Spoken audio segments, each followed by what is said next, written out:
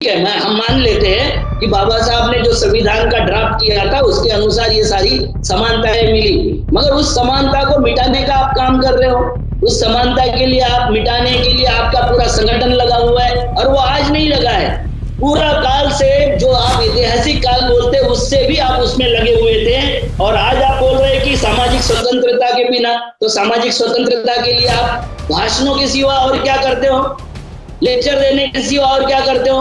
आप बोल रहे हो कि उन्होंने, बाबा साहब ने ये सामाजिक स्वतंत्रता नहीं दी, डॉक्टर हेडगेवार ने सामाजिक स्वतंत्रता की लड़ाई शुरू की। अब इसमें तो हंसना चाहिए या रोना चाहिए? जितनी बड़ी लड़ाई बाबा साहब ने और गांधी जी ने लड़ी, ये उस वक्त कहां थे पता नहीं, मगर ये बोल रहे, कानपुर के रैली में बोल रहे कि हमने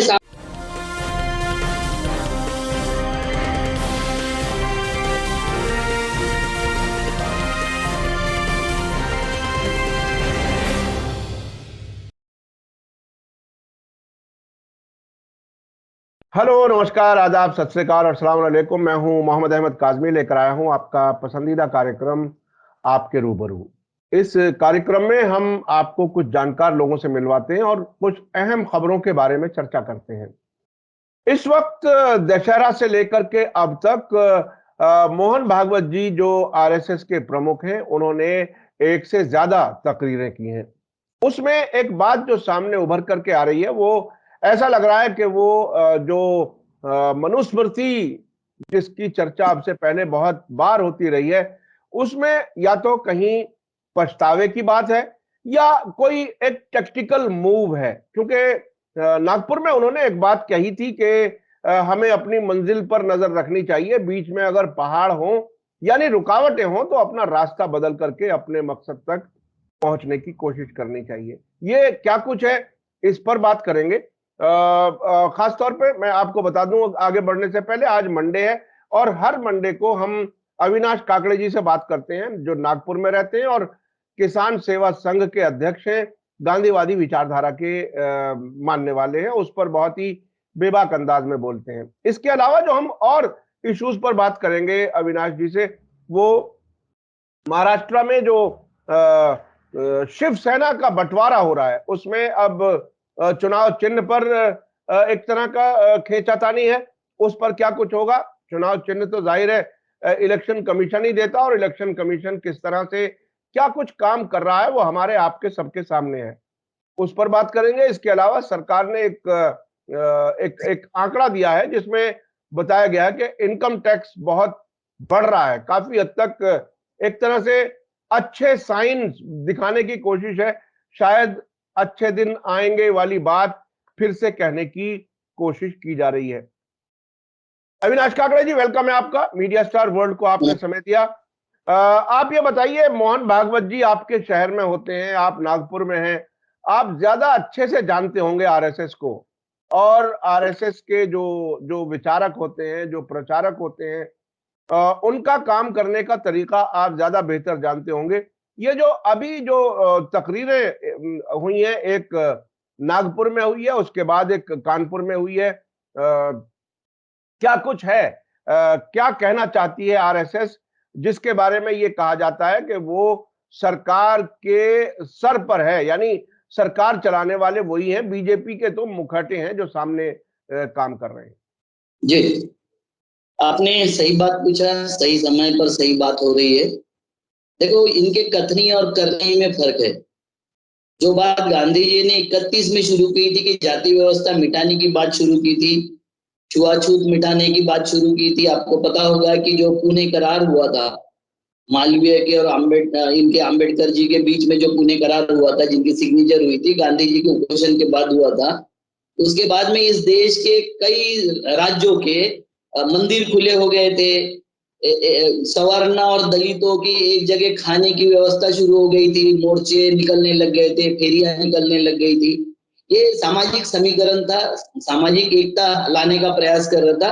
उस वक्त इनको भी स्थापन किए हुए 7-8 साल हो गए थे, मगर ये समाज में झगड़े लगाने के काम कर रहे थे। उस वक्त इनका काम एक ही था कि समाजों को बांटो, जातियों को बांटो, धर्मों को बांटो, समाज को बांटो, देश को बांटो, सबको समझा रहे थे। मैसूर के राजा का तो फेमस है कि सावरकर जाके उनको समझा रहे थे कि आपका अपना सेपरेट राज्य रखिए, तो हम अपनी व्यवस्था फिर हिंदू राज और वो सारी व्यवस्था करेंगे। तो ये ऐसे लोग जो आपको पता होगा कि गायत्री मंत्र और जनेऊ पहनने पर और वेद को कहने पर जहां बंदी डाली गई थी, क्योंकि आपको एक बात और बता देता हूं मैं कि जनेऊ और गायत्री मंत्र आइडेंटिफिकेशन था। जैसे दो अज्ञात स्मगलर एक दूसरे से मिलते हैं और एक फटा हुआ नोट का आधा हिस्सा देता है, दूसरा आधा हिस्सा दिखाता है, या एक बोलता है सांप, दूसरा बोलता है गरुड़, तो इनके बाद में उनके करोड़ों के व्यवहार हो जाते हैं। जो बिना पहचान के लोग हैं उनसे भी व्यवहार हो जाते हैं। जब तक इनके आइडेंटिफिकेशन उस माध्यम से होता था, गायत्री मंत्र और जनेऊ के माध्यम से, इन्होंने सब पर उसके लिए पाबंदी लगाने का प्रयास किया था। मगर उनको लगा कि ये समाज अब मानने वाला नहीं है। आर्य समाज ने आके उनका वो जो भ्रम है उसको समाप्त करने का प्रयास किया, तो फिर उन्होंने वो खोल दिया। ये हर वक्त अपना कैसा रहे, आज के सिवाय और किसी काल में, मतलब पेशवाई में भी ये आरएसएस की जो शक्ति है वो इतनी प्रबल नहीं रही है। और ये प्रबल शक्ति आज क्या समझाने का प्रयास कर रही है कि शरीर का एक अंग नादुरुस्त है तो शरीर भी नादुरुस्त होता है, इसलिए हर एक अंग को हमको सुधारना पड़ेगा।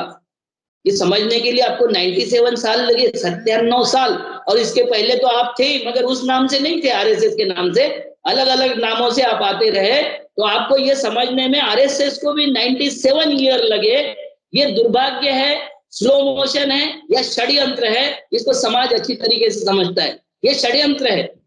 उनको पता हो गया कि बाकी वोटों का अब सैचुरेशन हो गया, तो अब दलित वोट भी चाहिए, अब महिला वोट भी चाहिए, और उसके लिए ये सारी बातें कर रहे हैं।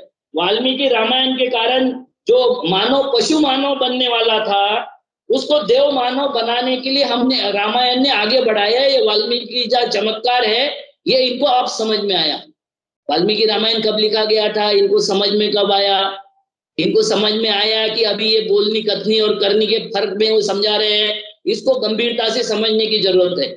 ये अभी बोल रहे हैं कि संग मिठाई नहीं है, बताशा है, मतलब दूध में हम बताशा की तरह। ये भी उदाहरण पारसियों का है। पारसी जब गुजरात के किनारे पर आए थे तो राजा ने उनको एक गिलास दूध भेजा था और बोला था कि मेरी जो प्रजा है इतना सैचुरेशन हो गया, मैं नहीं रख सकता, आपको आश्रय नहीं दे सकता। तो उन्होंने उसमें शक्कर बताशा डाल के भेजा था कि हम ऐसे रहना चाहते हैं। तो ये आज बता रहे, जो पारस के खाड़ी से लोग आए थे, उन्होंने हजारों साल पहले जो बात बताई थी, ये आज यहाँ बता रहे। एक देख लीजिए किस षड्यंत्र के पूर्वक ये काम करते हैं और सिंबॉलिक काम करते हैं। ये इन्होंने कहा कि हम नागपुर में भी वाल्मीकि मंदिर का उद्घाटन कर चुके हैं। ये बताने की जरूरत क्या पड़ी आपको कानपुर में जाके? क्या जरूरत पड़ी? ये जरूरत इसलिए पड़ी कि आपने समानता की व्यवस्था को कभी एक्सेप्ट नहीं किया।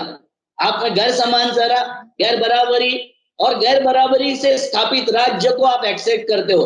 आप वर्ण के कारण, जाति के कारण, भाषा के कारण, व्यवस्था के कारण नीच और ऊंच बनाते हो। आपने चातुर्वर्ण व्यवस्था बनाए और आपको लग रहा है कि चातुर्वर्ण व्यवस्था में अब तो हम उस शिखर पर आ गए, उस ऊंचाई पर आ गए कि बाकी लोग उस ऊंचाई पर नहीं पहुंच सकते। तो अब ज्ञान बांट रहे हो कि एक अंग खराब हो गया तो दूसरे अंगों को तकलीफ होती है। ये पहले पता नहीं चला आपको। और वो कहते हैं हमने समानता की व्यवस्था बना दी, पिछड़ा और कोई नहीं रहेगा, मगर मन नहीं बदले तो, मतलब संविधान ने समानता की व्यवस्था दी, जिस समानता को, संविधान को ये मिटाना चाहते हैं, जिस समानता को ये समरसता की तरफ ले जाना चाहते हैं, अब बता रहे हैं कि समाज का मन नहीं बदला तो व्यवस्था नहीं बदलेगी। ये इसको क्या समझे, इसको क्या समझे, पाखंड के सिवा और क्या समझे इसको? आप बताइए। वो कहते हैं कि बाबा साहब ने हमें राजनीतिक और आर्थिक स्वतंत्रता दी, मगर जब तक सामाजिक स्वतंत्रता नहीं होगी हमें स्वतंत्रता नहीं मिलेगी।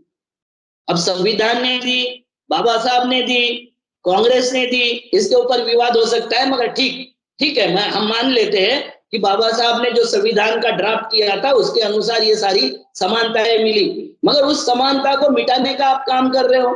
उस समानता के लिए, आप मिटाने के लिए आपका पूरा संगठन लगा हुआ है, और वो आज नहीं लगा है।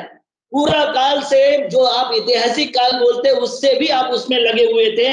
और आज आप बोल रहे हैं कि सामाजिक स्वतंत्रता के बिना, तो सामाजिक स्वतंत्रता के लिए आप भाषणों के सिवा और क्या करते हो? लेक्चर देने के सिवा और क्या करते हो? आप बोल रहे हो कि उन्होंने, बाबा साहब ने ये सामाजिक स्वतंत्रता नहीं दी, डॉक्टर हेडगेवार ने सामाजिक स्वतंत्रता की लड़ाई शुरू की। अब इसमें तो हंसना चाहिए या रोना चाहिए। जितनी बड़ी लड़ाई बाबा साहब ने और गांधी जी ने लड़ी, ये उस वक्त कहाँ थे पता नहीं, मगर ये बोल रहे कानपुर के रैली में बोल रहे कि हमने सामाजिक स्वतंत्रता की लड़ाई हेडगेवार, डॉक्टर हेडगेवार जी ने शुरू की, और हमारा प्रत्येक अंग अच्छा रहना चाहिए, मन बुद्धि और शरीर तीनों अगर अच्छे नहीं रहे तो हमारा विकास नहीं होगा। जब तक यह नहीं होगा, यह संभव नहीं होगा कि हम आगे बढ़े। और ये कब तक होगा? 25-30 साल बाद। आपने देखा होगा मोदी की इकोनॉमी भी 25-30 साल के बाद का प्रोग्राम देती है। इनका राज चलेगा 2024 तक, और ये प्रोग्राम देंगे 2026 से लेके 46 तक के। ये क्या मामला है? ये मामला यही है कि हम झूठ बोल रहे, हम जुमले दे रहे कि हमको राज नहीं दिया इसलिए हमने ये नहीं कर सके। ये बताने का बात किया इन्होंने। नागपुर के अधिवेशन में तो उन्होंने शिखर कर दिया। वो संतोष जी यादव आई थी गौरी शंकर शिखर पर 2 बार जो पहुंची थी, उनके इसमें उन्होंने बोला कि महिला और पुरुष समान हैं।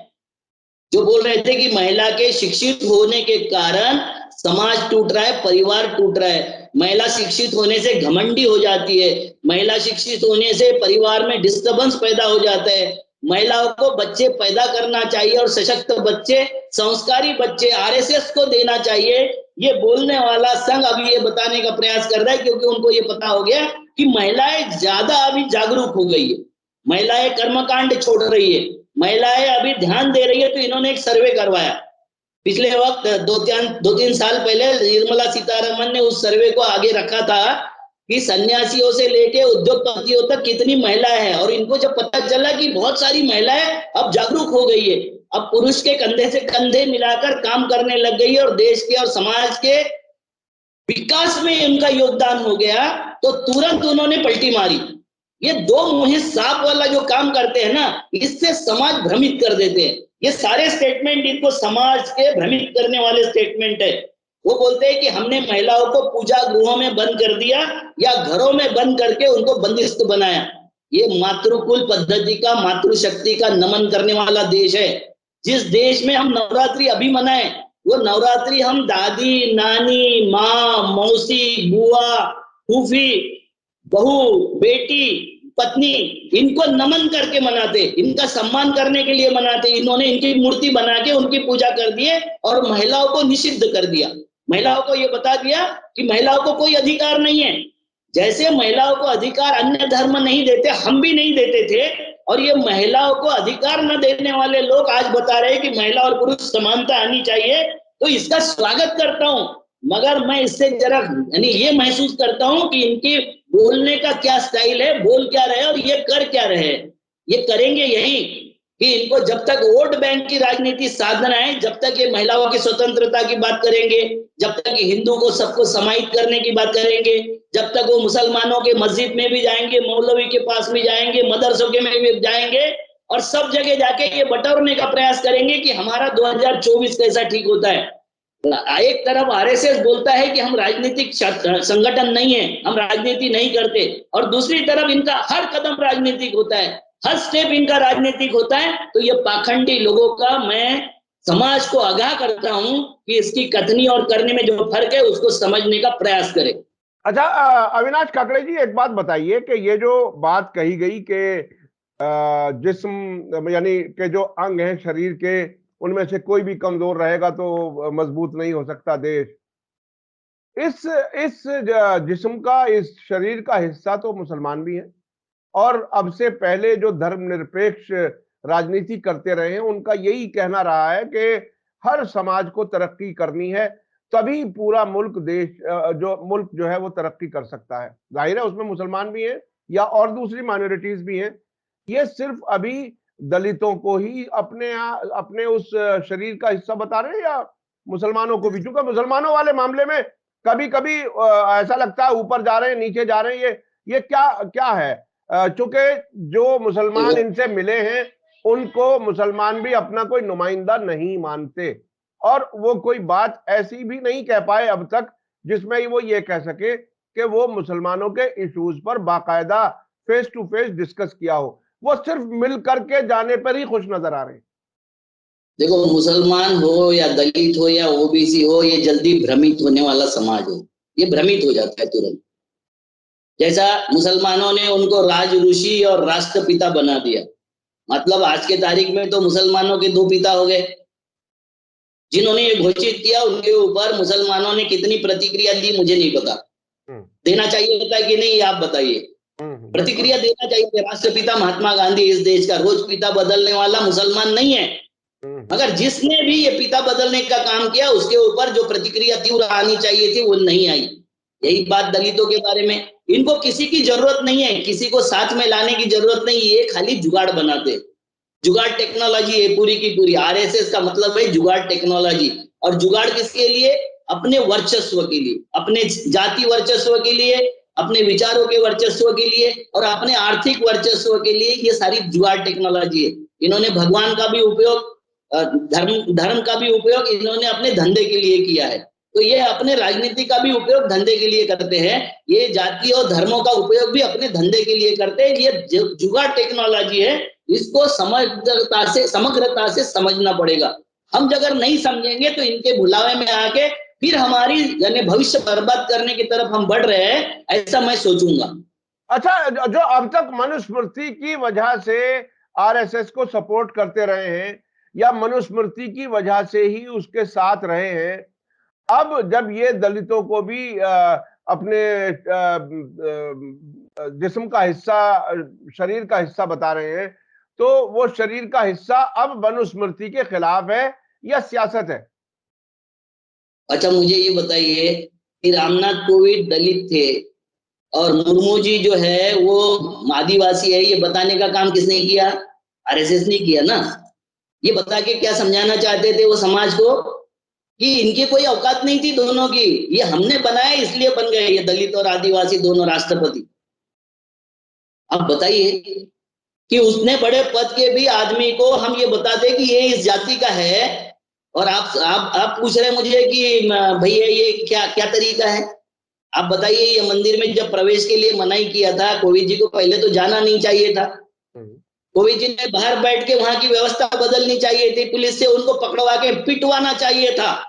इस देश के राष्ट्रपति है, राष्ट्रपति का अपमान ये देश का अपमान है। और जिन व्यवस्था ने ये अपमान किया उस पर तो कभी मोहन भागवत बोले नहीं, वहां तो जाके कभी धरना प्रदर्शन किया नहीं, आंदोलन किया नहीं।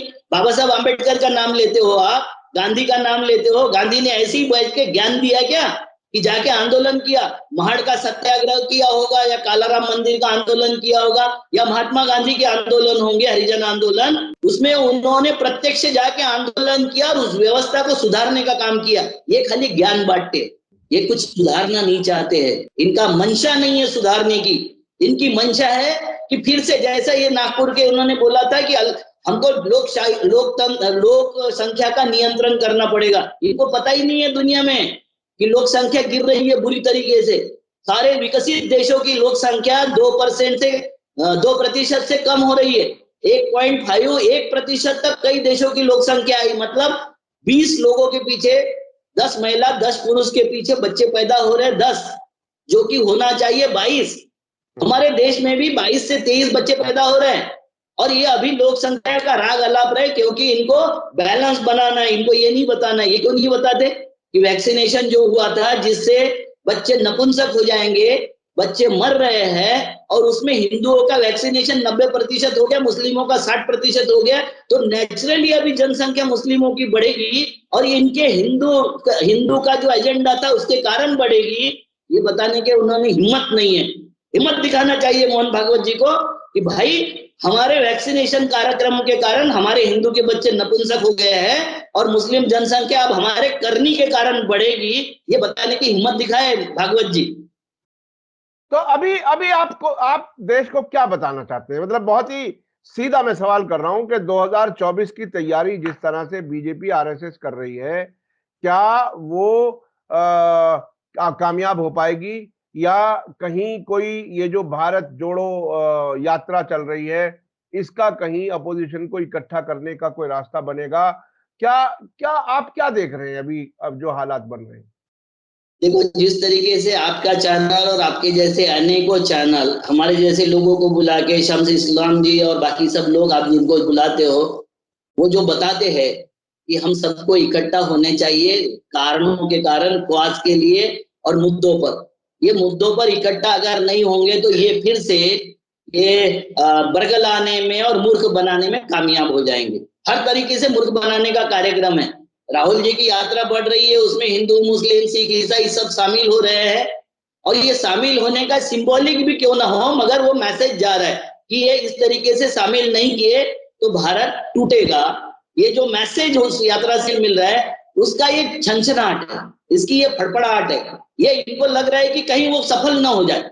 भाई उनको भी सफल होना है तो जनता तक जाना चाहिए कार्यक्रम, वो नहीं जा रहा है। मगर फिर भी जो दिखाई दे रहा है ये बहुत सजग है, ये बहुत जागरूक लोग है। इनको तुरंत समझ में आता है कि समाज में क्या होने जा रहा है, समाज क्या सोचने लग गया है, महिलाओं के बारे में क्या सोचता है, दलित समाज क्या सोचता है, किसान समाज क्या सोचता है, बाकी का समाज क्या सोचता है, इनको तुरंत पता चल जाता है। क्योंकि इनके जो ये है गुप्त हेर वाली जो संगठन है वो बहुत ज्यादा पावरफुल है, और बाकी सारी पार्टियों की कोई संगठन ही नहीं, उनको कभी कुछ सुनाई नहीं देता। वो तो ये बोलते हैं कि इन्होंने तो धर्म के नाम से किया, अब हम क्या कर सकते हैं। मैं बोला उन्होंने राम समझाया, दूषित राम समझाया, राम के नाम से भय पैदा करने का राम काम किया, मर्यादा पुरुषोत्तम राम का पतन किया। आप अपना राम क्यों नहीं समझाए, उनको समझ में नहीं आ रहा। ये देश का पार्टियां जनमानस भ्रमित है, और ये भ्रम में ये क्या कर रहे हैं आपको पता है, इकोनॉमी पूरी समाप्त कर रहे हैं, पूरी इकोनॉमी समाप्त कर रहे हैं। और ये गोलवलकर जी के आइडियोलॉजी पर, जिसमें उन्होंने कहा था कि 95% समाज हैंड टू माउथ होगा, भिखमंगा हो जाएगा, उनकी इकोनॉमी पूरी समाप्त हो जाएगी, उस रास्ते पर देश को ले जाने का काम कर रहे हैं। इसके बारे में जागरूक करने की जरूरत है। इनके ये दलितों को जोड़ो, महिलाओं को जोड़ो, फलाने को जोड़ो, इस कार्यक्रमों की सच्चाई उजागर करने की जरूरत है।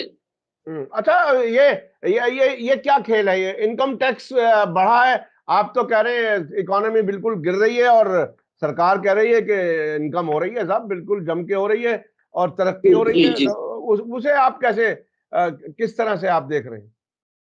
देखो, दुनिया की इकोनॉमी का एक पैमाना है कि दुनिया में टैक्स कलेक्शन को आर्थिक गतिविधि का इंडिकेटर माना जाता है। मतलब दुनिया में इकोनॉमी जहां उसका टैक्स कलेक्शन बढ़ता है तो ऐसा समझा जाता है कि उस देश की इकोनॉमी बूम हो रही है। मगर मोदी नॉमिक्स में हमने क्या चमत्कार करके दिखाया। हमारे प्रधानमंत्री जी बहुत चमत्कारी पुरुष है। उन्होंने क्या करके दिखाया कि 1 अप्रैल से 8 अक्टूबर 2022 में, अभी मैंने गत 8 अक्टूबर तक ये जो फिगर्स आए हैं कि डायरेक्ट टैक्स कलेक्शन हमारा 8,98,000 करोड़ रुपए हुआ है, जो पिछले साल से 23.8% बढ़ा है। आयकर भी 32.3% बढ़ा है। कॉर्पोरेट टैक्स भी 16.73% बढ़ा है। टैक्स कैसे बढ़ गए, तो आप देख लीजिए कि हमारे देश में आर्थिक गतिविधि नहीं हुई, आर्थिक का निर्यात नहीं बढ़ा, औद्योगिक उत्पादन नहीं बढ़ा, और टैक्स बढ़ गया। ये कैसे बढ़ गया भाई? ये मोदी नॉमिक्स है। मोदी नॉमिक्स में आपने देखा होगा, मोदी है तो मुमकिन है, मोदी है तो मुमकिन। जी जी जी। तो उनका जो मोदी है तो मुमकिन है, उसके अनुसार क्या है कि भारत ने विकास की गति तो खो दी है, लेकिन कंपनियों का मुनाफा बढ़ गया। आप देख रहे हैं कि अडानी की कोई कंपनी मुनाफे में नहीं है, मगर अडानी की प्रॉपर्टी 200 गुना बढ़ गई। कैसी बढ़ जाती है? अंबानी की प्रॉपर्टी भी बढ़ गई, ऐसे कई लोगों की प्रॉपर्टियां बढ़ गई, उससे टैक्स बढ़ गया, और ये सारी चीजें दिखाने वाली बढ़ गई। अब आपको बताता हूं कि रिजर्व बैंक के अनुसार जीडीपी का ग्रोथ है 7.2 से घटकर 7% हो गया। टैक्स बढ़ गया, ग्रोथ घट गया। दूसरा, दुनिया की रेटिंग में भारत की जो कंपनी है, भारत की लिक्विडिटी समाप्त होने के कगार पर है, और अन्य देशों के इसमें भी कमी आ गई, एक्सपोर्ट में भी कमी आ गई है। देश के वस्तुओं का निर्यात 3.5% से घटकर हमारा 32,062 अरब डॉलर ही बचा है। मतलब हम 3.5% हमारे निर्यात घट गया। अप्रैल और सितंबर के दरमियान हमारा घाटा 149.47 अरब रुपया हो गया है। अब मुझे बताइए कि इकोनॉमी का घाटा मतलब एक्सपोर्ट और इंपोर्ट का जो बैलेंस है वो इतना बड़ा कम हो गया, फिर भी हमारा देश विकास कर रहा है। ये हमारे जो बताने का पैमाना है उसको समझिए।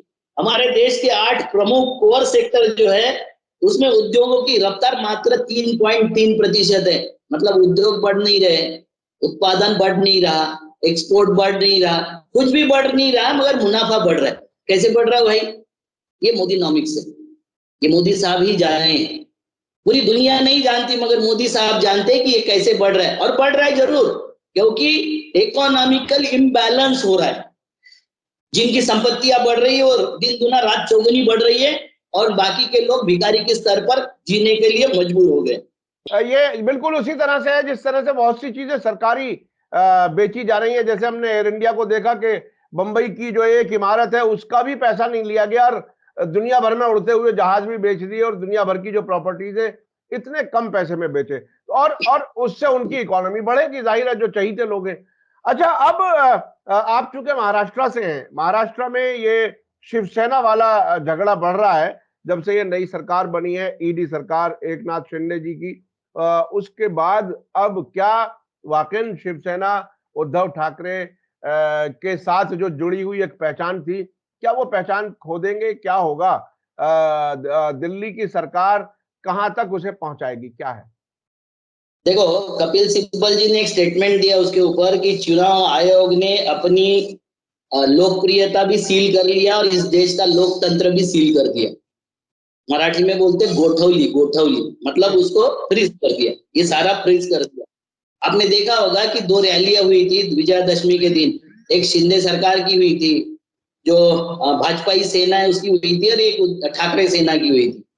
दोनों सेनाओं की जो रैलियां हुई, उनके इसमें 10,000 बस वो एसटी महामंडल की किराए से ली गई थी, बैठने वाले लोग नहीं थे।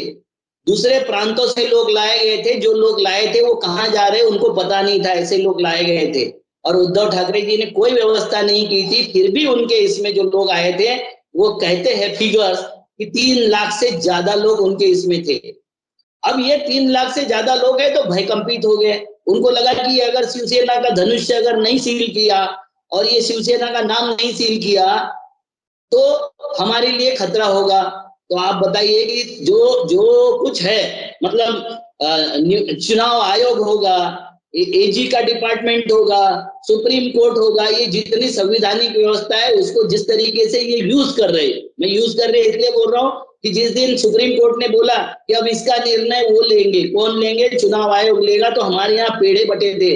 जैसे गांधी हत्या पर इन्होंने पेड़े बांटा था, किसी की भी हत्या पर पेड़े बांटने का, वैसे सुप्रीम कोर्ट ने जैसे चुनाव आयोग को भेजा, इन्होंने पेड़े बांटे, मिठाइयां बांटी और फटाके फोड़े थे। अब ये बताइए क्या दिखाता है? ये यही दिखाता है ना कि चुनाव आयोग तो हम जैसा बोलेंगे वैसा करेंगे। कोई बात नहीं, चुनाव आयोग ने कर लिया। अब उद्धव ठाकरे जी ने मांग की कि शिवसेना बाला साहब नाम से उनको दिया जाए। उन्होंने चुनाव चिन्ह की मांग की, त्रिशूल, जलती मशाल और उगता सूरज। और उन्होंने एक स्टेटमेंट दिया कि 40 सील के रावण ने धनुष्य बाण पर कब्जा कर लिया। अब वास्तविकता यही है, ये रावण ने कब्जा नहीं किया है, ये दिल्ली में बैठे हुए लोग हैं, उन्होंने कब्जा किया है। वो नहीं चाहते कि हमारे बराबरी में खड़े होने वाली, हिंदू का नाम लेने वाली कोई पार्टी इस देश में राजनीति करे। पूरा हिंदुओं का हम ठेकेदार वो समझते खुद को। आप हिंदू हो कि नहीं, मैं हिंदू हूं कि नहीं, इसका प्रमाण पत्र देने का प्रयास करते हैं। हमको ये डिनाई करना पड़ेगा। जिस दिन उद्धव ठाकरे जी ने ये बोला था कि मुझे चोटी और जनेऊ वाला हिंदुत्व मान्य नहीं है, ये हिंदुत्व हमारा शिवसेना का हिंदुत्व नहीं है, उस दिन इनके सबके कान खड़े हो गए। और उसके बाद इन्होंने षड्यंत्र किया। इनका जो प्रदेश अध्यक्ष है वो तो बताता ही कि कोरोना काल में उद्धव ठाकरे कोरोना के लिए लड़ाई लड़ रहे थे और हम सरकार गिराने की लड़ाई लड़ रहे थे। इतने इतने बेदर्द, इतने नंगे, इतने इतने मुंह, इतने क्या बोलते हैं उसको, कूटनीतिक और षड्यंत्रकारी दूसरे लोग हो नहीं सकते।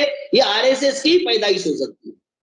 तो ये इसमें अब आपको क्या क्या लगता है? मतलब महाराष्ट्र में जो कुछ किया जा रहा है, वहां के लोग अब किस तरफ, हालांकि आपने बता दिया कि उद्धव ठाकरे को के रैली में इतनी बड़ी तादाद आई, दूसरी तरफ बसें जो लगाई गई थी उनमें नहीं लोग आ पाए, लेकिन सिस्टम बहरहाल उनके पास है, सरकार बिल उनके पास है।